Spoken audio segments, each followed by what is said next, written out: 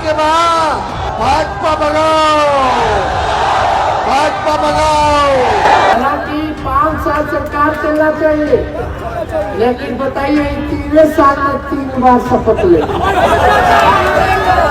20 में शपथ लिए, फिर 22 में शपथ लिए, फिर 24 में शपथ लिए और अभी भी दूसरी बात लिए। हमको अपने लिए कुछ नहीं चाहिए, लेकिन एक बात किसी से भी पूछिएगा, इतना साल से नीतीश जी मुख्यमंत्री है, अब उनसे बिहार नहीं चलने वाला है।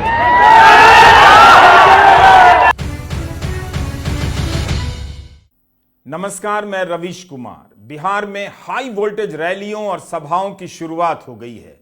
तेजस्वी यादव की जन विश्वास यात्रा में आने वाली भीड़ बिहार की राजनीति में चर्चा का विषय बन गई है।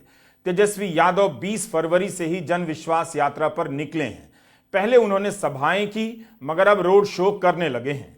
अखबारों में चर्चा है कि इतनी भीड़ हो जा रही है कि संभालना मुश्किल होता जा रहा है।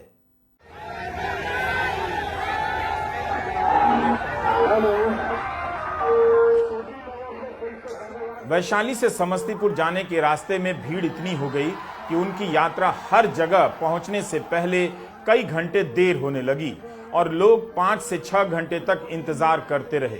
नीतीश कुमार लंबे समय तक बिहार की राजनीति में कायम हैं, तेजस्वी यह भांप चुके हैं। यही समय है कि किसी नए नेता को जनता के बीच अपनी जगह बनाने की कोशिश करनी चाहिए। तेजस्वी के रोड शो में आने वाली जनता को देखकर क्या यह निष्कर्ष निकाला जा सकता है कि बिहार में 34 साल के तेजस्वी नई चुनौती बनते जा रहे हैं?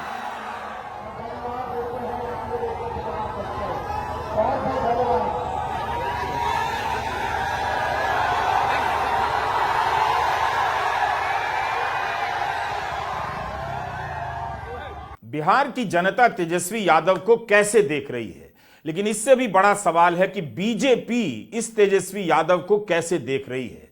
तेजस्वी का मुकाबला वो जनता के मैदान में करना चाहेगी या पीछे के दरवाजे से और जांच एजेंसियों के सहारे तेजस्वी को घेर कर। जिस तरह से पीछे के दरवाजे से बीजेपी नीतीश कुमार के साथ आ गई, सत्ता में आ गई और तेजस्वी को बाहर निकाल दिया गया, उससे साफ है कि अपने सबसे प्रभावशाली दौर में भी प्रधानमंत्री नरेंद्र मोदी 34 साल के इस युवा से जनता के मैदान में नहीं लड़ सके। उन्हें बिहार में ऐसा कोई नेता नहीं मिला जो सड़कों पर उतरकर तेजस्वी यादव की तरह समर्थन जुटाकर दिखा देता। पिछले दरवाजे से सरकार में आने का खेल कुछ और होता है और निश्चित रूप से इसमें नरेंद्र मोदी काफी आगे हैं। लेकिन यह भी सही है कि 2014 के बाद की राजनीति में नरेंद्र मोदी की तूती बोल रही है। हिंदी प्रदेशों में उनका एक छत्र प्रभाव कायम हुआ है। इसके बाद भी उन्हें बिहार में वैसी कामयाबी नहीं मिल सकी जैसी यूपी में मिली है। बिहार में बीजेपी दरवाजे के पीछे से लड़ती नजर आती है और हर बार बेदखल होने के बाद भी तेजस्वी सामने से लड़ने चले आते हैं। बिहार की सबसे अगर कोई बड़ी पार्टी है तो उसका नाम राष्ट्रीय जनता दल है।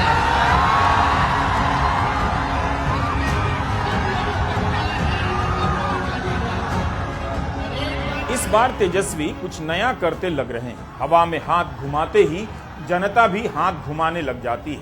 तेजस्वी पहले ऐसा नहीं किया करते थे, मगर इस बार की सभाओं में उनका हवा में हाथ घुमाना अपने आप में राजनीतिक स्लोगन बन चुका है। जनता इंतजार करती है कि तेजस्वी कब हवा में हाथ घुमाएंगे और वह भी साथ साथ दोहराएगी। इस एक करतब से वहां मौजूद जनता और नेता के बीच संवाद और रिश्ता स्थापित हो जाता है। इसके लिए माइक की जरूरत नहीं पड़ती, ना नारों की। आमतौर पर रोड शो में स्थायी रूप से लाउडस्पीकर नहीं होते हैं। व्यवस्थित रैलियों की तरह सभी तक आवाज नहीं पहुंच रही होती है।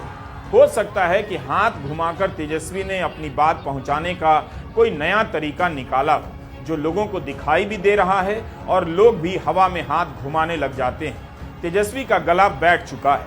हाथ घुमाकर तेजस्वी यह बताना चाहते हैं कि वे बीजेपी से लड़ सकते हैं। उनकी सभा में आई जनता बीजेपी से लड़ सकती है।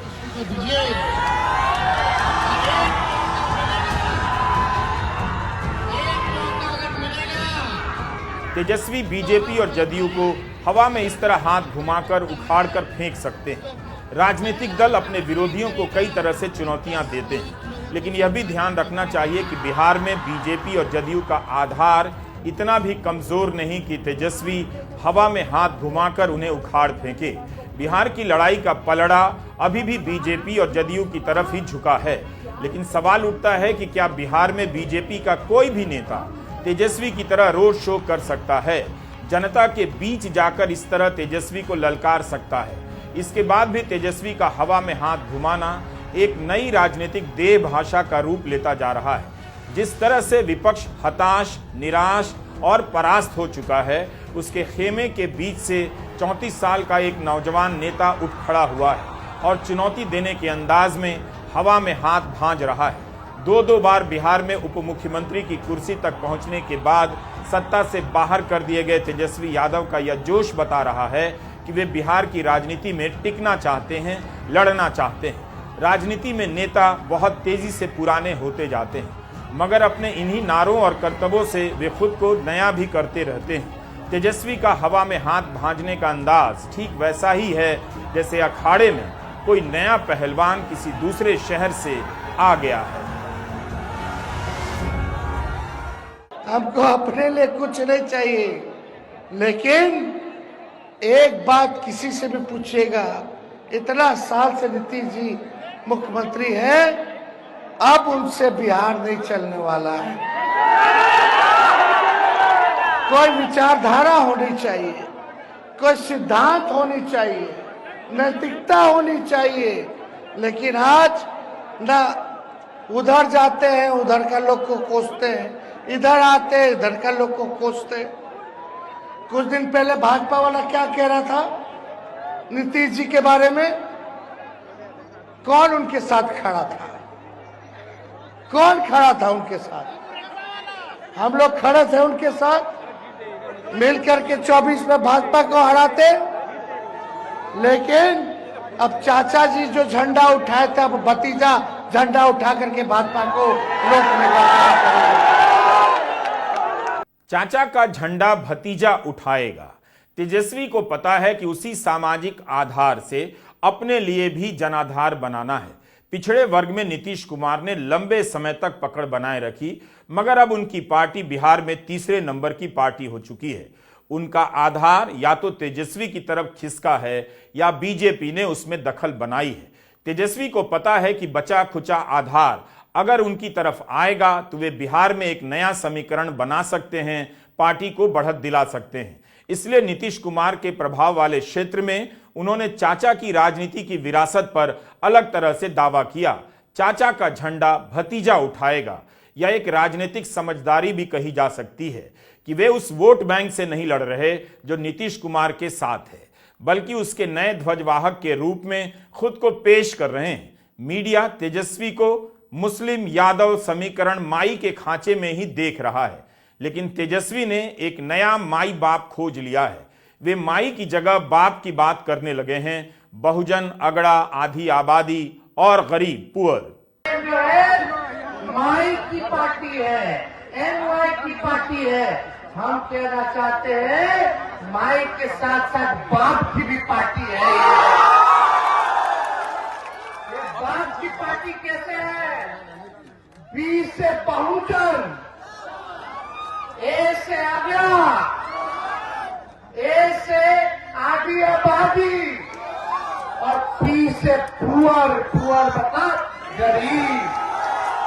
तो ये सब ए टू जेड वाले लोग हैं। सभी बहुजन आ गए, सभी अगला लोग आ गए, आधी आबादी हमारी महिला आ गई और सभी पुअर हमारे गरीब आ गए। ये माई के साथ साथ बाप की भी पार्टी है। तो हम लोग जोड़ने वाले लोग हैं, हम लोग तोड़ने वाले नहीं हैं। हम लोग प्यार की बात करते हैं, एकता की बात करते हैं, लेकिन भाजपा वाला लोग तोड़ना चाहता है। तेजस्वी की सभा में दिखने वाली भीड़ क्या कोई लहर है? एक बात का ध्यान रखना चाहिए, रोड शो की भीड़ हमेशा ज्यादा होती है, मगर जितनी होती नहीं उससे ज्यादा लगती भी है। फिर भी तेजस्वी के रोड शो की तुलना अगर आप बेंगलुरु के चुनाव में प्रधानमंत्री मोदी के रोड शो से करें तो काफी कुछ अंतर दिखेगा। बेंगलुरु के रोड शो में आपको इंतजाम, वैभव, पैसे का बंदोबस्त दिखेगा। कैमरे के क्लोजअप से आप प्रधानमंत्री को लोकप्रियता के अवतार के रूप में महसूस कर सकते हैं। मगर इस चुनाव में बीजेपी कर्नाटका में हार गई थी। तेजस्वी के रोड शो में ऐसा कुछ भी नहीं है। कम से कम इंतजाम के मामले में कोई तुलना ही नहीं बीजेपी से। लोग यहां खुद से पहुंचे हुए लग रहे हैं और उनके जोश को संभालना मुश्किल लग रहा है। सवालों और संदेह के बिना राजनीति के विश्लेषण की यात्रा पूरी नहीं हो सकती। तो एक सवाल और भी है, आज की राजनीति में रैलियों में भीड़ जुटाना एकमात्र शक्ति प्रदर्शन नहीं है। राजनीति की शक्ति कहीं और है, बूथों के प्रबंधन में, उम्मीदवारों के चयन में और जनता तक अपनी बात को पहुंचाने में।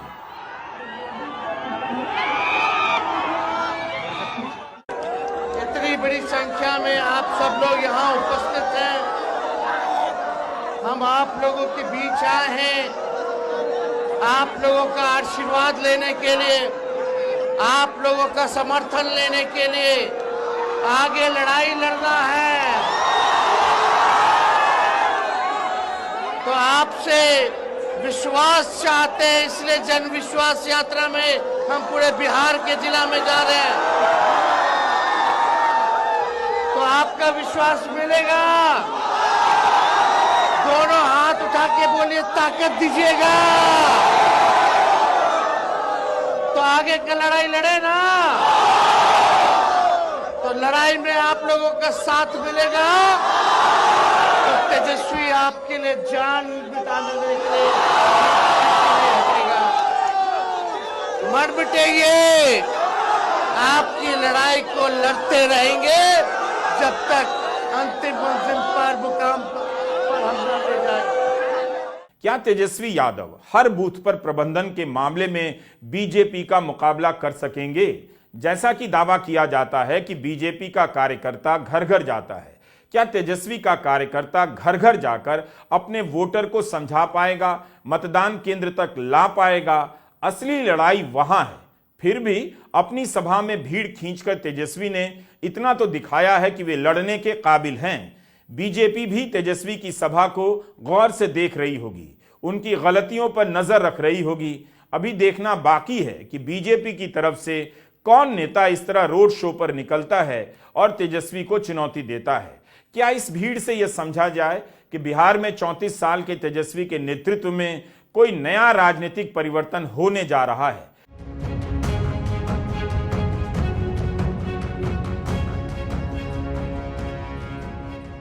पच्चीस फरवरी की रात 2 बजे बिहार के सुपौल जिले में जनता तेजस्वी यादव का इंतजार करती रही।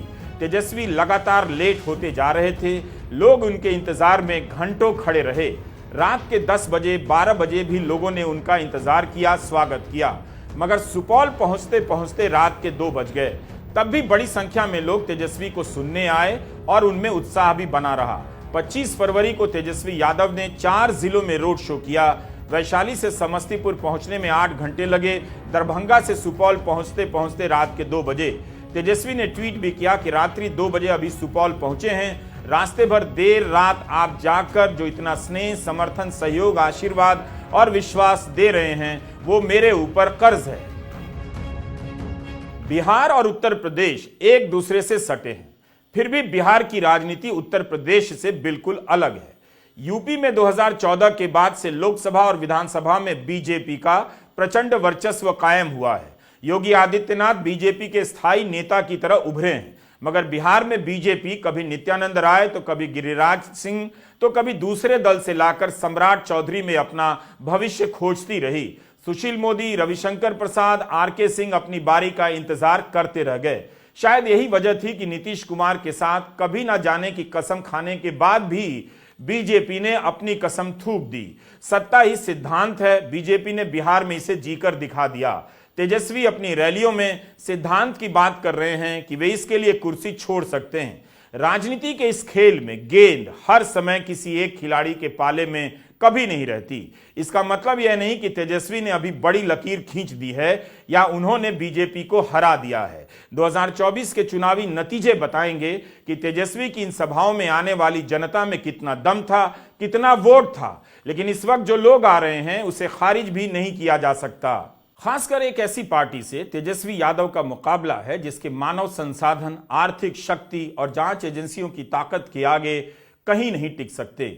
आज की बीजेपी के पास हजारों करोड़ रुपए का चंदा है। तेजस्वी यादव बीजेपी की आर्थिक शक्ति का मुकाबला नहीं कर सकते हैं।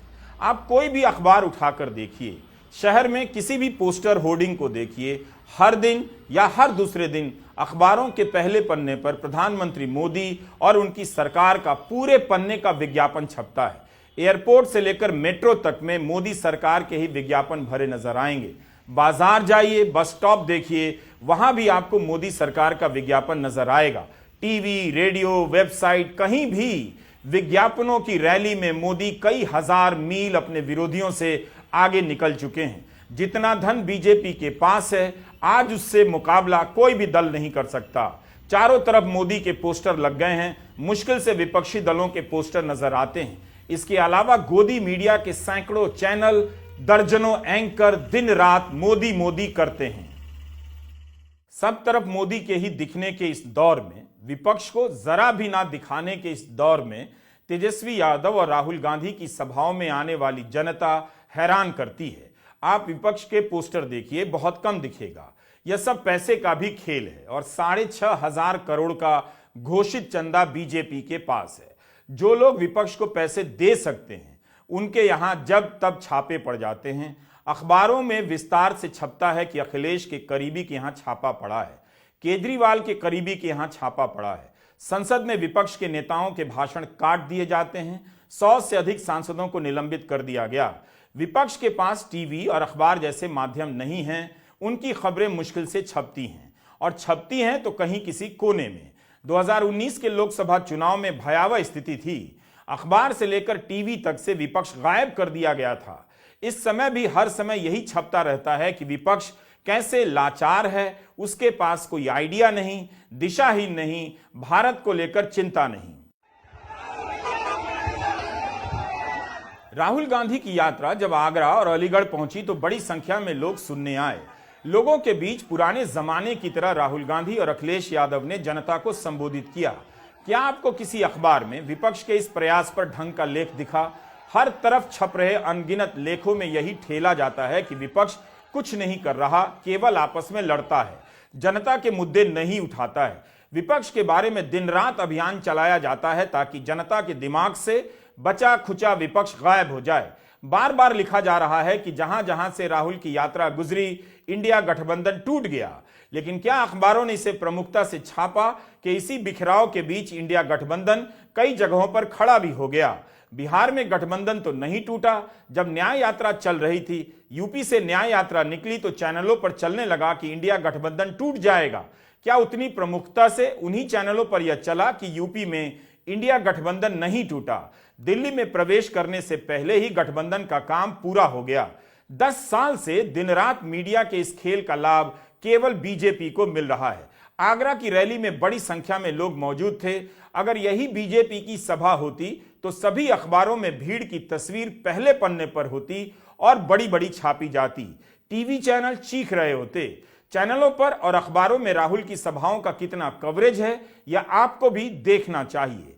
बिहार में कम से कम अखबारों में तेजस्वी की सभाओं का कवरेज हो रहा है। किस रूप में यह देखने की बात है, तुलनात्मक रूप से अध्ययन किया जा सकता है। कब तक होगा यह पूछा जा सकता है। कब कवरेज बंद हो जाए पता नहीं, लेकिन इस वक्त तक पहले पन्ने पर तेजस्वी यादव की सभाओं की खबरें नजर आती हैं। पहले पन्ने पर ही दैनिक भास्कर ने छापा है कि राजद मां ही नहीं बाप की पार्टी है। बिहार के अलग अलग अखबारों में तेजस्वी के बयान प्रमुखता से छापे जा रहे हैं। तेजस्वी की सभा में आने वाली भीड़ की खबरें हैं। मंच के टूटने से लेकर महिलाओं के इंतजार की भी रिपोर्ट आपको मिलेगी। 2014 को याद कीजिए, नरेंद्र मोदी का ऐसा ज्वार उठा कि विपक्ष के नेता जनता के बीच जाने में घबराने लगे। प्रेस कॉन्फ्रेंस तक नहीं करते थे, उनका बयान तक नहीं आता था। आज फिर से विपक्ष के नेताओं में यह विश्वास लौटा है कि वे जनता के बीच जा सकते हैं। वोट मिलेगा या नहीं मिलेगा, यह एक अलग प्रश्न है। तेजस्वी यादव ने 20 फरवरी से ही जनता के बीच जाना शुरू कर दिया। पहले 3 दिनों में 9 सभाएं की, कुल 16 सभाएं पहले चरण में की। उसके बाद उन्होंने अपनी रणनीति बदली और रोड शो पे निकल गए। उनका रोड शो बिहार के सभी 38 जिलों से गुजरने की कोशिश में है। अपने रोड शो में तेजस्वी 3 मार्च को गांधी मैदान की सभा में आने का आह्वान कर रहे हैं।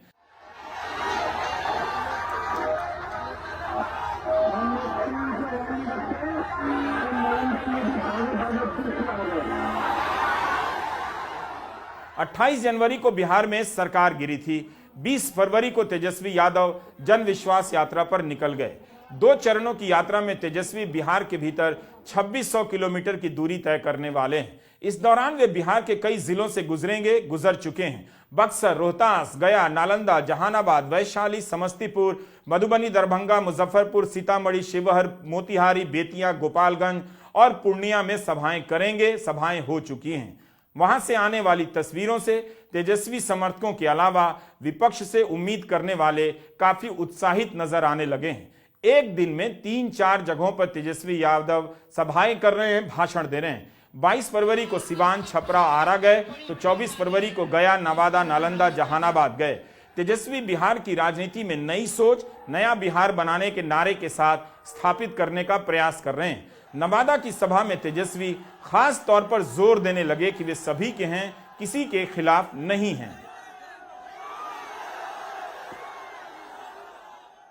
तो सम्मान देंगे, सबको लेकर चलेंगे, चाहे अगड़े भाई हो, चाहे पिछड़ा भाई हो, चाहे अति पिछड़ा भाई हो, हमारे अल्पसंख्यक भाई हो, चाहे महादलित भाई हो या आदिवासी भाई हो, सब लोगों को हम लोग सम्मान देने का काम करेंगे, साथ लेकर के चलेंगे। तो भाजपा के भगाड़ा के बाद अरे रवल अब तैयार बारा के ना, तो एक बार पट्टा चला, एक बार पट्टा पहुंचिएगा तो उसी दिन से सरकार का पतन शुरू हो जाएगा। तो इस बार गरीब का राज लाना है ना, इस बार अपना सरकार लाना है ना, तो आप लोग आइए, पट्टा हम इंतजार करेंगे आप सब लोगों का। मगर तेजस्वी यादव की इन सभाओं से उत्साहित होने से पहले बिहार के राजनीतिक यथार्थ से मुंह नहीं मोड़ा जा सकता। अगड़ी जातियों में विश्वास बनाने के साथ साथ तेजस्वी को उन पिछड़ी जातियों में भी भरोसा हासिल करना होगा जो बीजेपी और नीतीश कुमार के साथ हैं। हिंदू अखबार में अमित भेलारी ने रिपोर्ट किया है कि मुजफ्फरपुर की सभाओं में केवल यादव और मुसलमान नहीं थे, निषाद, लोहार, पासवान सहित आर्थिक रूप से कई पिछड़ी जातियों के लोग तेजस्वी के लिए नारे लगा रहे थे। इन सभाओं में युवाओं और महिलाओं की खासी मौजूदगी देखी जा रही है। अगर तेजस्वी यादव बिहार में बीजेपी को रोकने में सफल हो जाते हैं तो 2024 में तेजस्वी सबसे बड़ी कहानी बन जाएंगे, और सफल नहीं हुए तब भी अपनी इन कोशिशों से याद रखे जा सकते हैं कि सत्ता से बाहर कर देने के बाद भी उन्होंने मजबूती से लड़ाई लड़ी। देखिए, इस यात्रा का मैं 20 तारीख से हिस्सा रहा हूं और संभवतः मैं इतने वर्षों से राजनीति में हूं, कई जगह देखा है, ये उभार लोगों का स्वतः स्फूर्त, बल्कि भीड़ कहने का दिल नहीं करता है, मैंने नहीं देखा। तेजस्वी जी अब तक 22 जिले कवर कर चुके हैं और हर जिले में पहले सभाएं हुई, सभाओं के बाद ये तय पाया गया कि 3 तारीख की रैली की मद्देनजर अब हम रोड शो करेंगे। पटना से चल करके कल सुबह जब हम 10 बजे चले पटना से, हम सुपौल पहुंचे हैं रात्रि के 2:30 बजे। इससे आपको अंदाजा लग जाएगा कि इस यात्रा का व्याकरण क्या है। इसमें जो हमको सोचते थे कि हमारे जो पारंपरिक वोटर हैं, हर जाति, हर समुदाय की भागीदारी है, सबसे ज्यादा युवाओं की भागीदारी है, महिलाओं की। रात में 1:30 बजे भपटियाही में मैंने महिलाओं को खड़ा देखा, तो ये अपने आप में एक संकेत है एक बदलाव का। देखिए, कई लोग कहते हैं कि अरे ये क्या बात हुई, ये क्या। सच तो ये है कि तेजस्वी जी ने यहाँ का व्याकरण बदल के रख दिया है। लोग यहाँ मंदिर, मस्जिद, गुरुद्वारा नहीं सुनना चाहते। आप वो व्यक्तिगत आस्था का विषय, नौकरी, हर रैली में नौकरी मतलब तेजस्वी, भरोसा मतलब तेजस्वी, बेहतर अस्पताल मतलब तेजस्वी। ये जो सरोकार की राजनीति है, जिसमें जो हमारे जिसको हम कहते हैं कि उस तरह के वर्कर, स्कीम वर्कर्स, आशा, आंगनवाड़ी, ममता, रसोईया, उनके मानदेय बढ़ोतरी की बात हो रही है। तो मैं समझता हूं कि ये जो राजनीति में एक बदलाव आया है, यहाँ की सभाओं में, तेजस्वी जी की भाषा में, तेजस्वी जी को जो लोग स्वीकार करते हैं, ये बदलाव लोकतंत्र के लिए उचित है, बिहार के लिए उचित है, और इसके सकारात्मक परिणाम लोकसभा से लेकर के विधानसभा चुनाव, चाहे वो जब भी हो, वो आपको बड़े पैमाने पर एक बदलाव की बयार आपको दिखेगी। 3 मार्च को तेजस्वी यादव की गांधी मैदान में सभा है। 2 मार्च को प्रधानमंत्री नरेंद्र मोदी औरंगाबाद और बेगूसराय में सभा करने वाले हैं। 5 मार्च को पालीगंज में अमित शाह की सभा है। फरवरी के अंत में राजनाथ सिंह की भी सीतामढ़ी और दरभंगा में सभा हो सकती है। बीजेपी के नेता और उप मुख्यमंत्री सम्राट चौधरी ने कहा है कि प्रधानमंत्री मोदी अगले 10 दिनों में बिहार के लिए 2 लाख करोड़ की परियोजनाएं शुरू करने वाले हैं। इनमें 70,000 करोड़ की रेल परियोजनाएं होंगी। यह भी बड़ा सवाल है कि क्या बीजेपी इस बार नीतीश कुमार को अपना चेहरा बनाकर लड़ेगी, उन्हें आगे करेगी, या सरकार अपने हाथ में लेकर नीतीश कुमार की विदाई का भी इंतजाम कर देगी। प्रधानमंत्री की रैलियों और बीजेपी के पोस्टर पर नीतीश कुमार को कितनी जगह मिलती है, जल्दी पता चलेगा। बिहार के मैदान में इस बार लड़ाई घमासान होने जा रही है। बिहार में केंद्र और राज्य की सरकार, इनके द्वारा लाखों करोड़ों की योजनाओं के सपने, हजारों करोड़ चंदे से लैस बीजेपी के सामने 34 साल का एक लड़का है और उसकी पार्टी है। सामने 73 साल के चिर युवा प्रधानमंत्री हैं जो इस उम्र में एडवेंचर स्पोर्ट्स भी कर रहे हैं। समुद्र तल में बैठे प्रधानमंत्री के इस वीडियो को लेकर ट्विटर पर न जाने क्या क्या लिखा जा रहा है। समंदर के नीचे भी पूरा इंतजाम है और इत्मीनान है, दिखाया जा रहा है। क्या वे इलेक्टोरल बॉन्ड के फैसले को लेकर ध्यान कर रहे हैं?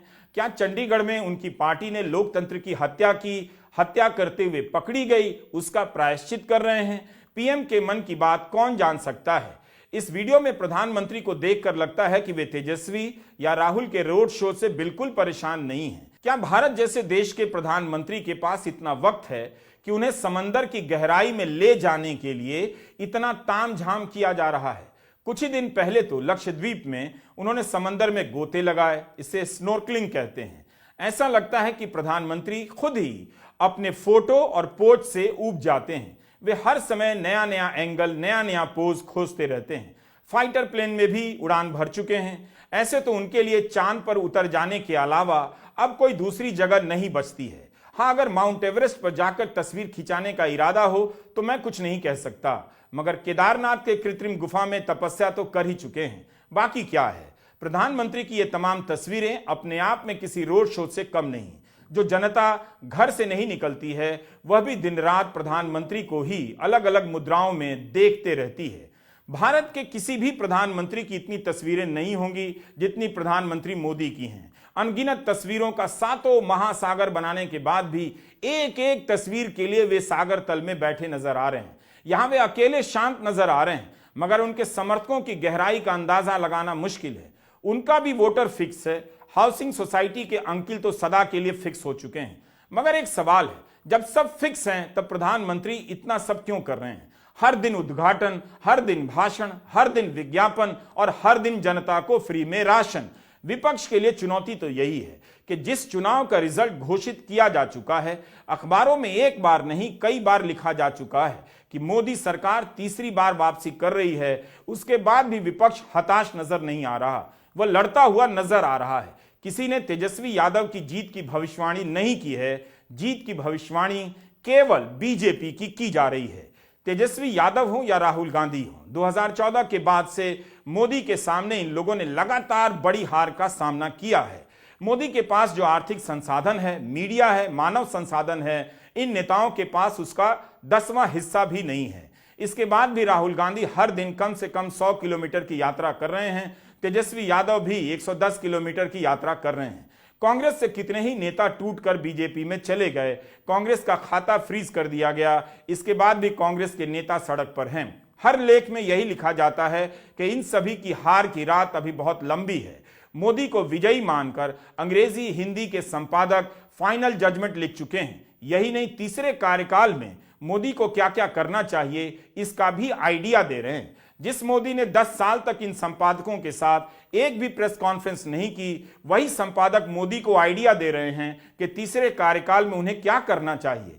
ऐसे में विपक्ष के पास नए नए तरीके से संवाद करने के अलावा कोई रास्ता नहीं बचता। उसे जनता के बीच जाना ही होगा और जनता से बात करने के नए नए तरीके निकालने पड़ेंगे। तो सबसे पहले उसको इधर दिखाओ, उधर दिखाओ, ऊपर दिखाओ, नीचे दिखाओ। ये जो मैंने अभी यादव जी के साथ किया, ये काम नरेंद्र मोदी जी देश के साथ कर रहे हैं। उधर देखो, उधर देखो, ऊपर देखो, थाली बजाओ, फोन की लाइट जलाओ, ये मोदी जी कर रहे हैं। ठीक है भैया, अब एक और आदमी आओ ऊपर आ जाओ। ठीक है, अब ये देखो, ये अब इनकी जेब काटेगा। ठीक है भैया, यादव जी आप उधर देखो, भैया आप इसके जेब में हाथ डालो, जेब में, ये देखो, ये जेब काट रहा है, इसका नाम अदानी। भैया तीसरा आ जाओ ऊपर। अच्छा भैया, इसमें एक डंडा दो, इसको एक डंडा दो, ये डंडा दो, ये भैया डंडा हटाओ, ये डंडा दो इसको, बढ़िया। अच्छा इस डंडे को हाथ उठाओ, ये देखो भैया, ये अमित शाह डंडा लिए, ये मोदी जी, अदानी जी, अमित शाह जी, ये सीबीआई, ईडी, इनकम टैक्स, ये उसका डंडा है। अगर किसी ने ये चोरी बंद करने की कोशिश की तो अमित शाह डंडा मारेगा।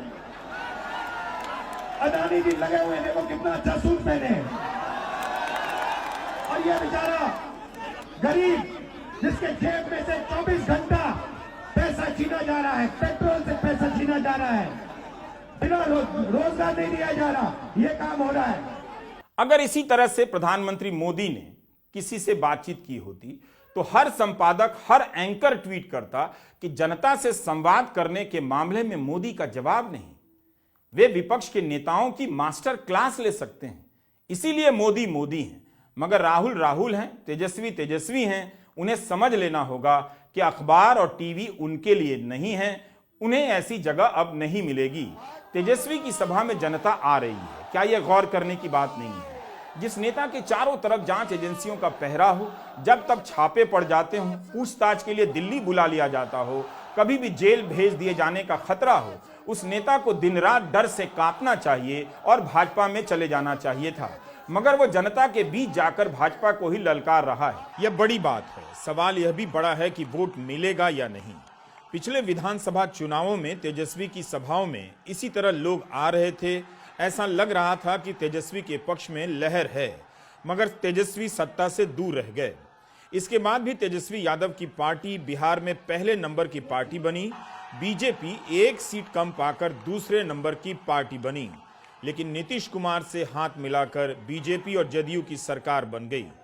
इस बार गठबंधन टूट जाने के बाद भी राजद के पास भाजपा से एक सीट अधिक ही है।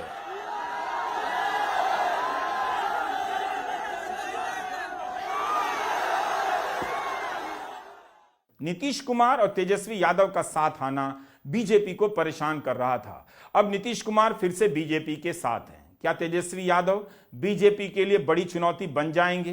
तेजस्वी के बारे में इतना तो कहा ही जा सकता है कि वे नीतीश की तरह बीजेपी में नहीं जाएंगे। अभी तक जो उनकी राजनीति रही है उससे ऐसा नहीं लगता। उनकी राजनीति या बयानों से या चुप्पियों से ऐसा नहीं लगता कि कमलनाथ की तरह कभी भी बीजेपी में जा सकते हैं। मिलिंद देवड़ा, अशोक चौहान की तरह बीजेपी में चले ही जाएंगे। वे बीजेपी में जाने के बजाय जनता के बीच जा रहे हैं। तेजस्वी ने 28 जनवरी को बिहार विधानसभा में कहा था, जब समय आएगा तब तेजस्वी आएगा।